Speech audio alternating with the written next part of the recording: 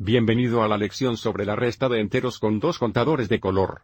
En esta lección, veremos ejemplos de restar enteros, donde no es necesario agregar ceros adicionales. En la próxima lección veremos ejemplos en los que tenemos que agregar ceros adicionales para encontrar la diferencia. El conjunto de enteros se define aquí. Y para nuestra lección, uno de los contadores amarillos es igual al positivo y un contador rojo es igual al negativo. Entonces podemos representar dos positivos usando dos contadores amarillos, tres negativos usando tres contadores rojos. Y podemos representar 0 usando un contador amarillo y uno rojo. Y hay más de una forma de representar un número entero utilizando dos contadores de color. Y esto será importante para la segunda lección.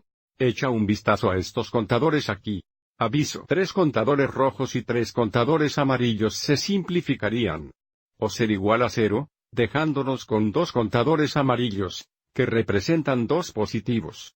Juntos, todos estos contadores sería otra forma de representar dos positivos. Mirando los mostradores a continuación, observe nuevamente cómo estos 5 contadores rojos y 5 contadores amarillos se simplificarían a 0, dejándonos con 3 contadores rojos, que representan 3 negativos.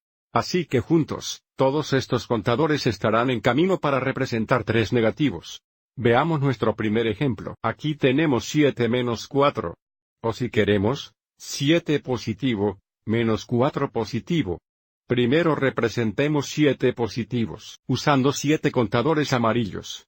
Ahora, debido a que tenemos 4 negativos, fuimos a eliminar o quitar 4 contadores amarillos. Entonces, si eliminamos o quitamos estos 4 contadores amarillos, observe cómo eso nos dejaría con 3 contadores amarillos, que es igual a 3 positivos. 7 menos 4 es igual a 3 positivos. Ahora echemos un vistazo a 8 negativos menos 3 negativos.